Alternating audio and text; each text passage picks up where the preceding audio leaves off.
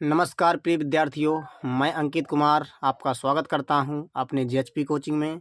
और आज मैं फिर लेकर के आया हूं आपके लिए रसायन विज्ञान का जो सेट नंबर 7वां है, जो set number 7 2024 347 GF code number. ठीक है, तो ध्यान दीजिएगा, हम शुरू कर रहे हैं। यही जो सेट नंबर 7वां है, इसका जो पहले का क्वेश्चन क्या कह रहा, तो चलते हैं बिना ही देरी किए हम अपने क्वेश्चन की तरफ।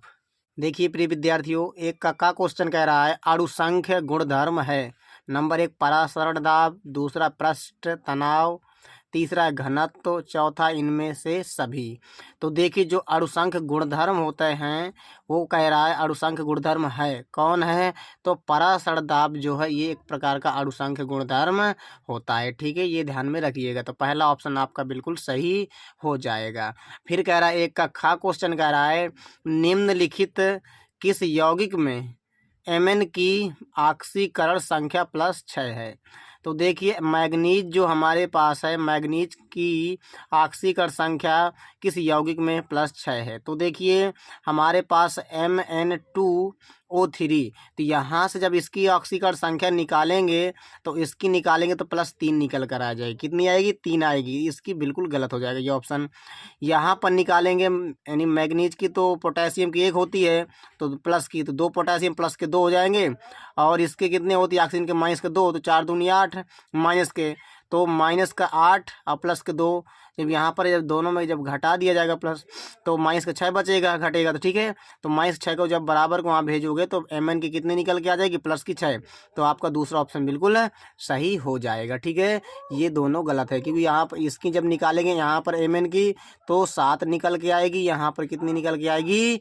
4 आ जाएगी। लेकिन वो कह रहा है Mn की ऑक्सीकरण संख्या 6 वाला यौगिक ढूंढना है, तो कौन सा है? यानी कि मतलब पोटेशियम मैग्नेट, K2MnO4 का इसका नाम होता है पोटेशियम मैग्नेट। ठीक है, ये पोटेशियम परमैग्नेट है। इसके बाद कह रहा है ग नंबर निम्नलिखित लिगैंडों में से कौन सा उभयदंती लिगैंड के समान व्यवहार करता है। तो पहला ऑप्शन में H2O, दूसरा है En और तीसरा है NO2-, चौथा है NH3। तो देखिए जो हमारे पास ये NH3 है ये एक दंतु लिगैंड है। ठीक है, और यहाँ पर लेकिन ये उभय दंतु के बारे में पूछा है, उभयदंती के बारे में।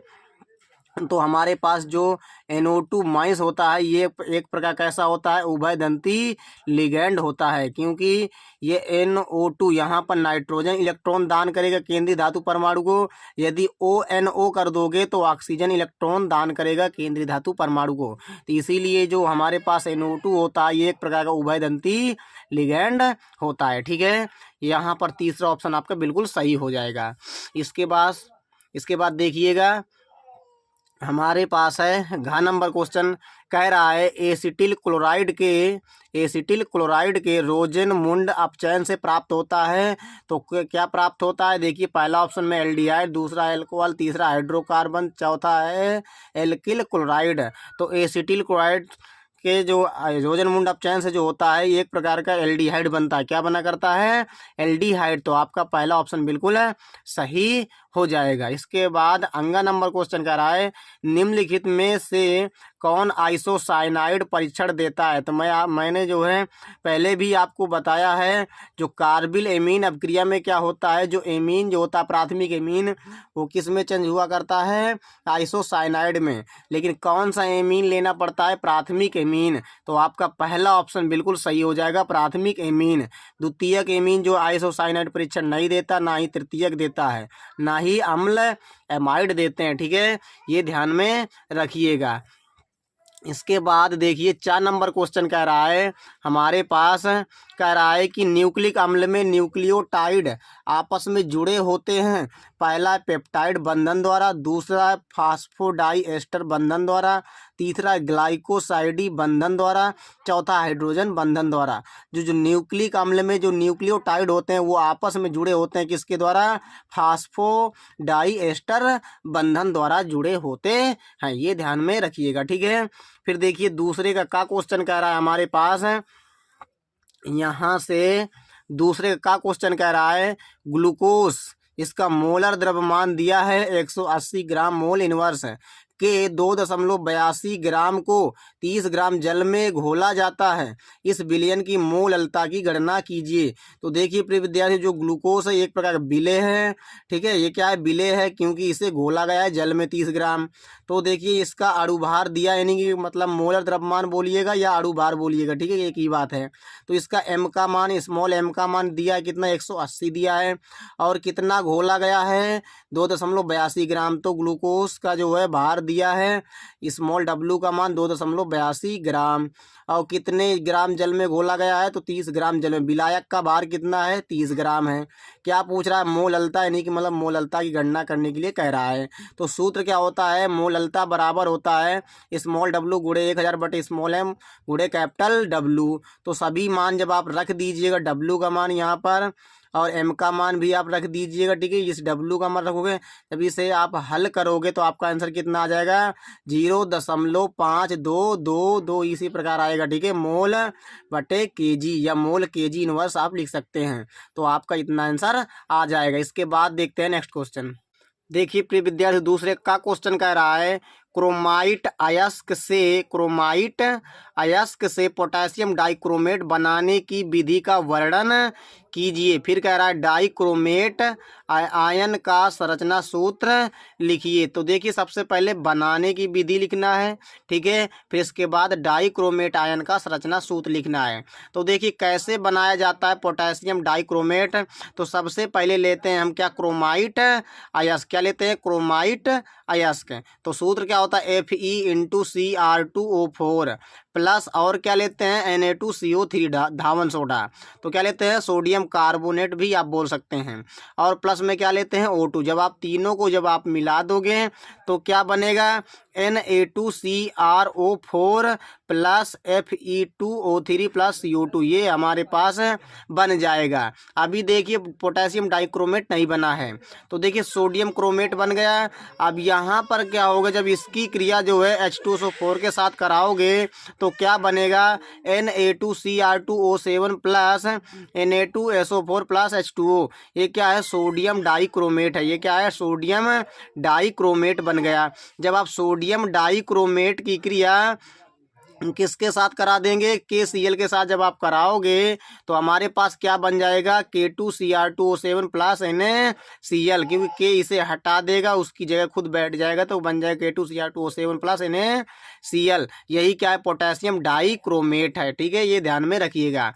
कह रहा डाइक्रोमेट आयन का संरचना सूत्र। तो देखिए डाइक्रोमेट आयन ये होता है हमारे पास, सबसे पहले सूत्र यहाँ पर आप बनाइएगा। तो देखिए 2 क्रोमियम है, तो आप 2 क्रोमियम कर दीजिएगा, 7 हमारे पास ऑक्सीजन है, तो 3 तो इस वाले क्रोमियम को दे दीजिएगा और 3 इस वाले को, लेकिन एक को बीचों बीच आप रख दीजिएगा, ठीक है। तो देखिए यहाँ से आपको कैसे क्या करना है, जो 3 ऑक्सीजन जो इसके पास तो रहेंगे, लेकिन माइनस चार्ज भी तो लगाना है, तो 2 ऑक्सीजन को डबल बॉन्ड से जोड़ दीजिएगा ऐसे करके, ठीक है, यहाँ पर आप जोड़ दीजिएगा। लेकिन जो 2 ऑक्सीजन और बचेंगे उनको जो सिंगल बॉन्ड से जोड़ दीजिएगा, लेकिन उनके ऊपर माइनस चार्ज लगा दीजिएगा, क्योंकि 2 माइनस लगाना है, ठीक है, और 1 ऑक्सीजन को बीचों बीच आप जोड़ दीजिए। यही क्या है, डाइक्रोमेट आयन की संरचना। इसके बाद देखते हैं नेक्स्ट क्वेश्चन। देखिए हमारे पास कह रहा है, ग नंबर क्वेश्चन है, उपसंयोजन यौगिकों के वर्नर सिद्धांत की व्याख्या कीजिए। तो देखिए इसकी व्याख्या करना है आपको। तो एक तरफ यहाँ पर आप सबसे पहले लिखोगे क्या, वर्नर के अनुसार, वर्नर नामक वैज्ञानिक ने बताया था कि केंद्रीय धातु परमाणु 2 प्रकार की संयोजकता दिखाता है। उन्होंने क्या बताया था, वर्नर नामक वैज्ञानिक ने बताया था कि जो हमारे पास केंद्रीय धातु परमाणु होता है, उपसंयोजन यौगिक में जो उपस्थित होता है केंद्रीय धातु परमाणु, वो 2 प्रकार की संयोजकता दिखाता है। कितने प्रकार की, 2 प्रकार की, एक प्राथमिक संयोजकता और दूसरी द्वितीयक संयोजकता, ठीक है। इस द्वितीयक संयोजकता को समन्वय संख्या भी बोलते हैं या उपसंयोजन संख्या भी बोलते हैं, ये ध्यान में रखिएगा। तो देखिए इसकी खासियत क्या होती है, एक तरफ यहाँ पर लिखना है, इसकी खासियत यहाँ पर लिखना है। देखिए ऐसे, तो प्राथमिक जो संयोजकता होती है ये ऋणायनों के द्वारा क्या होती है, संतुष्ट होती है। कौन, प्राथमिक संयोजकता। जबकि द्वितीयक संयोजकता की खासियत क्या होती है, ये ऋणायनों धनायनों व उदासीन अणुओं द्वारा क्या होती है, संतुष्ट होती है। इसके बाद इसमें लिखना दूसरा पॉइंट, ये विलयन में आयनित हो जाती है। कौन, प्राथमिक संयोजकता। जबकि ये जो होती है ये विलयन में आयनित नहीं होती है, नहीं टूटती नहीं है, ध्यान में रखिएगा। तीसरा है, इसे बिंदुदार रेखा से दिखाते हैं। कैसे दिखाते हैं, बिंदुदार। बिंदुदार आप रेखा बनाते भी हैं, ठीक है। ऐसे करके जब बूंदी बूंदी आप लगा दोगे तो उसे बिंदुदार रेखा कहते हैं। और इसे सतत रेखा से दिखाते हैं, जैसे ऐसे तीर का चिन्ह लगा दीजिएगा तो उसे सतत रेखा बोलते हैं, ठीक है। इसे सतत रेखा से दिखाते हैं और इसे बिंदुदार रेखा से। फिर लिखना है चौथा पॉइंट, इसमें ये अदैसिक होती है, इसकी दिशा फिक्स नहीं होती, जबकि ये दैसिक होती है, इसकी दिशा फिक्स होती है। ये ध्यान में रखिएगा, यही क्या है इसमें अंतर है, ठीक है। इसके बाद देखिए अगला ये क्वेश्चन कह रहा है हमसे, घ नंबर क्वेश्चन कह रहा है कि हैलो एल्केन में द्विअणुक नाभिक रागी प्रतिस्थापन अभिक्रियाओं यानी SN2 की क्रिया विधि का वर्णन कीजिए। तो आपको मिल जाएगा सेट नंबर 4 का प्रश्न, 4 का देखें, ठीक है, वहां पर आपको मिल जाएगा। इसके बाद कह रहा है तीसरे का क्वेश्चन है, परासरण दाब क्या है, परासरण तथा विसरण में उदाहरण सहित अंतर समझाइए। यही कह रहा है ना। तो सबसे पहले परासरण दाब के बारे में हम जानेंगे। तो देखिए परासरण दाब है क्या, लिखना है आपको, अर्धपारगम झिल्ली। ये ऐसी झिल्ली होती है जिससे केवल विलायक के अणु ही आर पार जा सकते हैं, जिससे, ठीक है, ऐसी झिल्ली होती है जिसके आर पार कौन जा सकता है, केवल विलायक के अणु ही जा सकते हैं। तो देखिए अर्धपारगम झिल्ली द्वारा विलयन पर लगाया गया न्यूनतम दाब, ठीक है, कैसा दाब, न्यूनतम दाब परासरण दाब कहलाता है, ठीक है। इसके बाद हम देखते हैं परासरण तथा विसरण में उदाहरण सहित अंतर। तो देखते हैं आगे। तो देखिए प्रिय विद्यार्थियों, एक तरफ आपको डाल लेना हेडिंग परासरण, दूसरी तरफ विसरण।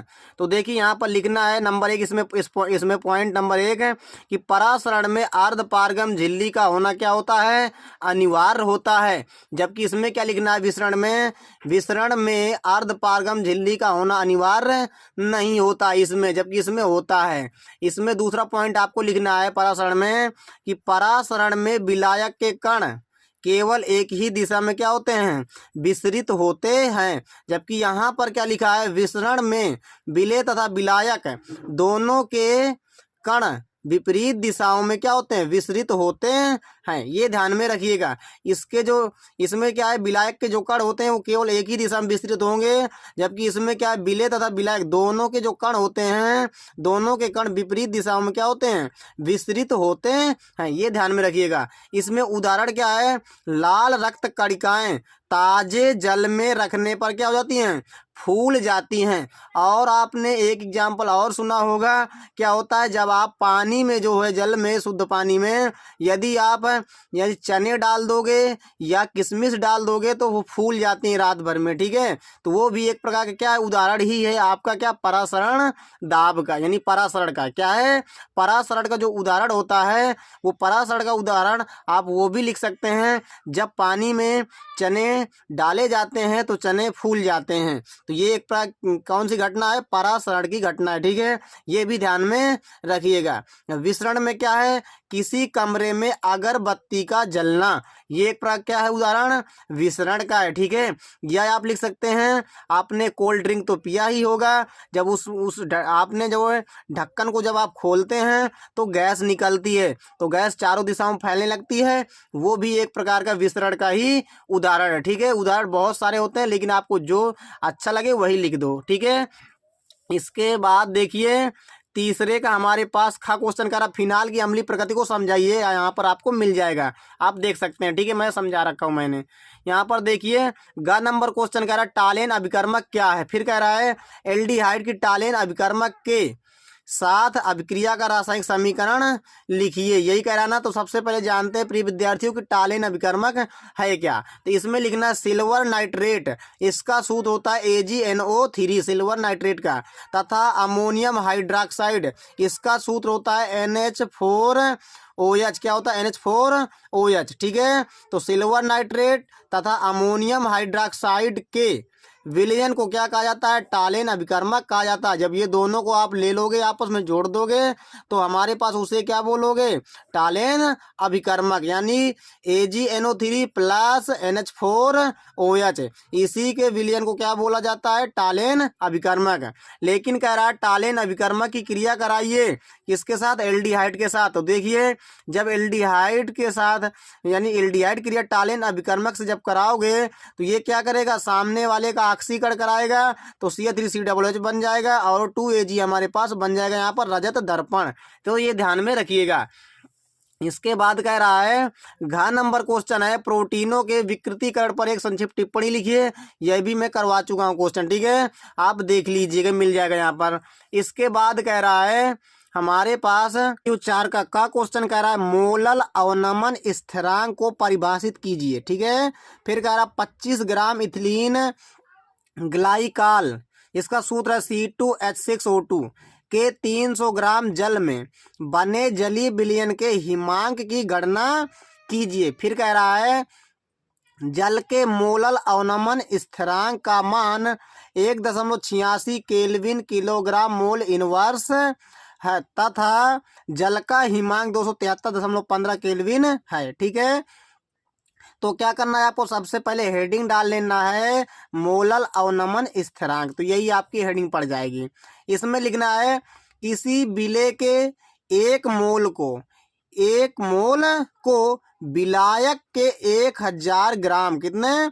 1000 ग्राम में घोलने पर हिमांक में जो अवनमन होता है, अवनमन यानी कमी होती है, उसे क्या कहते हैं? मोलल अवनमन स्थिरांक कहते हैं। ये ध्यान में रखिए, ये है परिभाषा, ठीक है।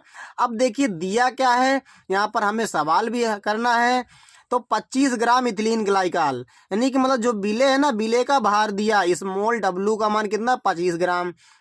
फिर कितने में घोला गया है? 300 ग्राम जल में, तो कैपिटल W का मान कितना है? 300 ग्राम। फिर कह रहा है जलीय विलयन के हिमांक की गणना कीजिए, तो टी का मान हमें निकालना है। क्या निकालना है? टी का मान।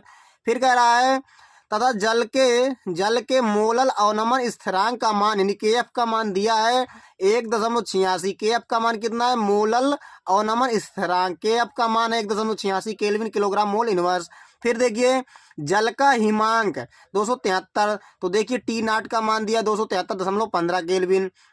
फिर यहाँ से आपको क्या करना है, जो हमारे पास विलेय है ना इथिलीन ग्लाइकाल, इसका अणु भार निकालोगे तो कितना निकल के आएगा? 62 निकल के आएगा, यानी स्मॉल m का मान कितना निकलेगा? 62। आपके सामने सूत्र है, आप निकाल सकते हैं, ठीक है। अब हम निकालते हैं यानी कि मतलब विलयन के हिमांक की गणना करते हैं। तो देखिए और आगे, तो देखिए प्रिय विद्यार्थियों आपको क्या करना है, सबसे पहले तो ये आपको सूत्र याद रखना है। डेल्टा TF बराबर होता है KF गुणे स्मॉल W गुणे 1000 बटे स्मॉल m गुणे कैपिटल W। ये आपको सूत्र याद में रखना है, यानी कि मतलब हिमांक में अवनमन, ठीक है। ये आपको सूत्र जब याद रहेगा तभी आप निकाल सकते हैं। तो देखिए डेल्टा TF बराबर यानी KF का मान कितना था? 1.86 दिया था, गुणे स्मॉल W का मान आप देख सकते हैं 25 दिया था 1000, और स्मॉल m का मान इथिलीन ग्लाइकाल का अणु भार कितना निकलेगा? 62, और कैपिटल W का मान कितना है? 300, ठीक है, सॉरी 30 नहीं है 300 है।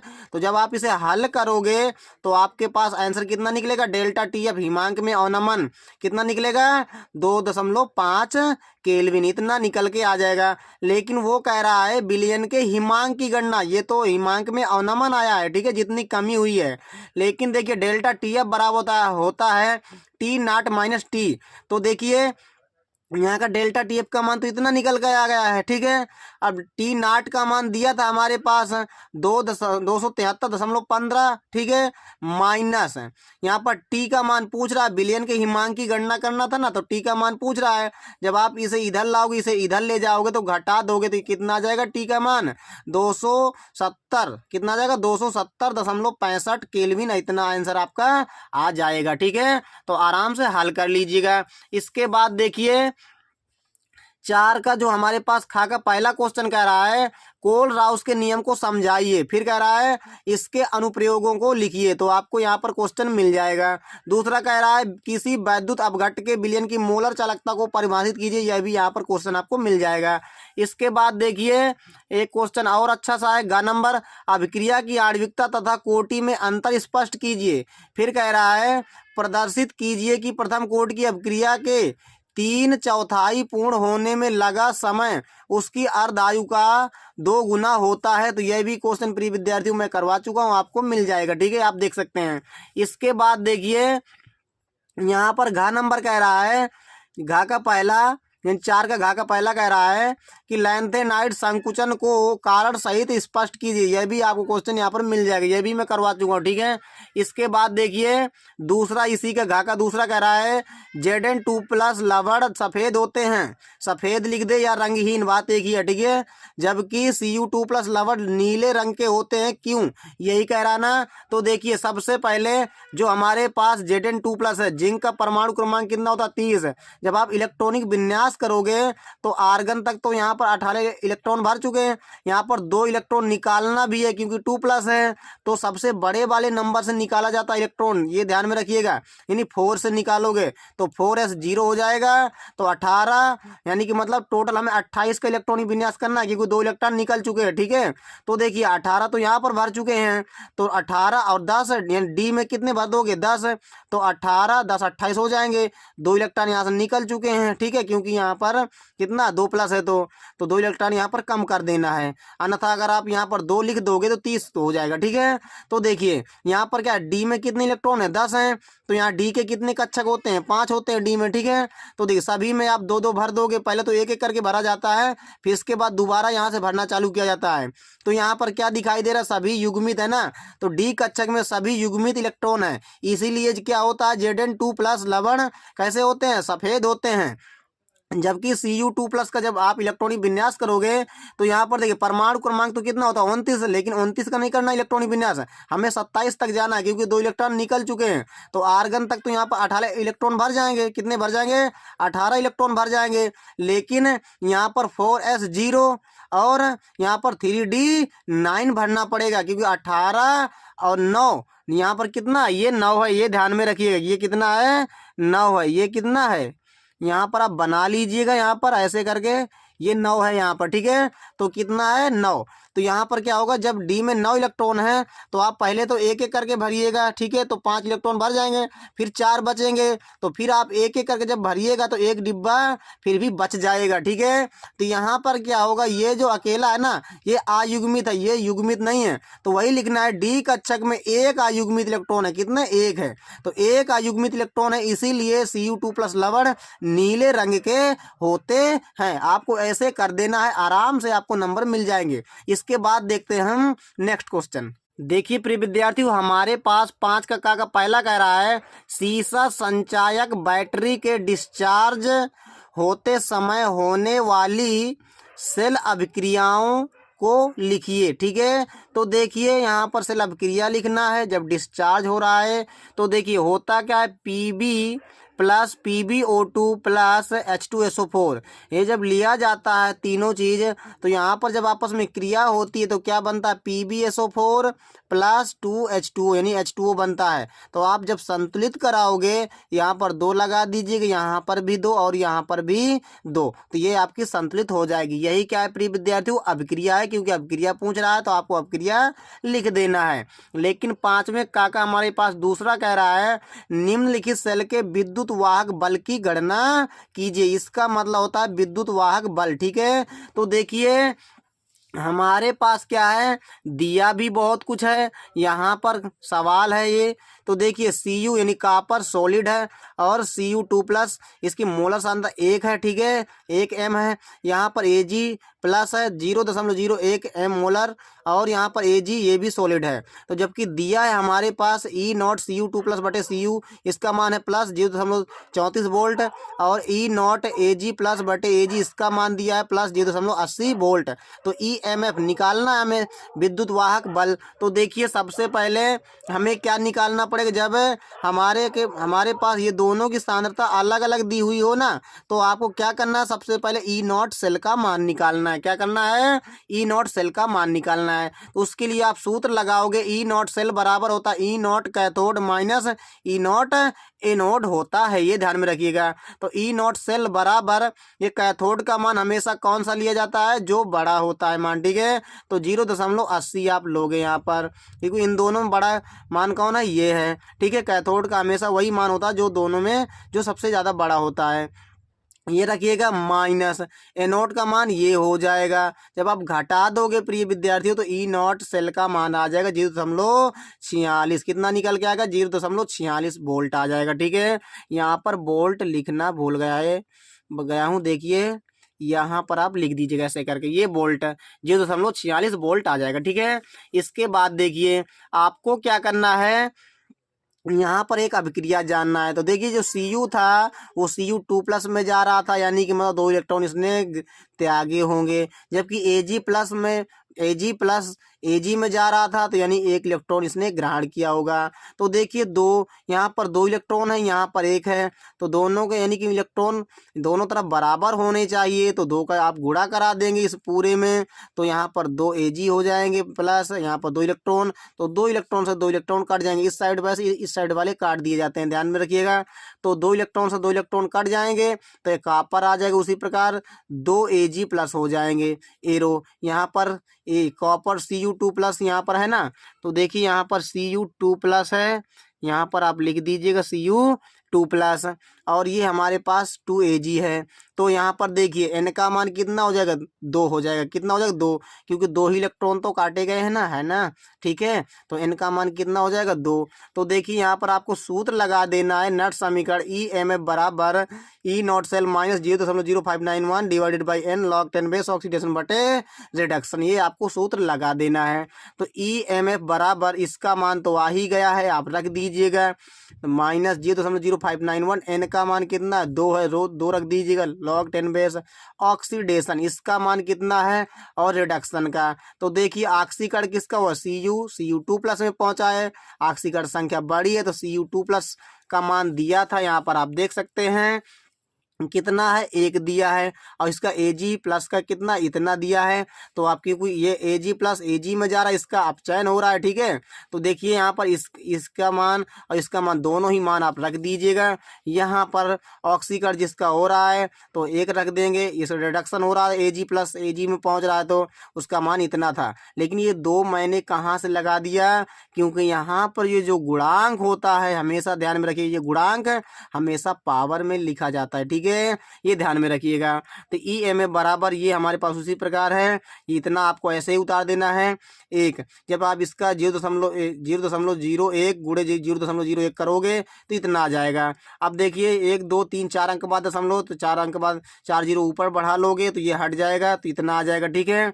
देखिए यहाँ से आपको क्या करना है, इसके बाद हमारे पास जब आप हटा दोगे ना ये दशमलव, ठीक है, तो इतना आ जाएगा। इसके बाद 1 2 3 4 जितने 0 उतना मान होता है, ठीक है। तो यहाँ पर इसका मान कितना आ जाएगा, 4 आ जाएगा। 2 से 2 आज आप काट दोगे, 2 से 2 काट दोगे, 2 का गुणा जब आप इसमें कराओगे तो इतना आ जाएगा, ठीक है।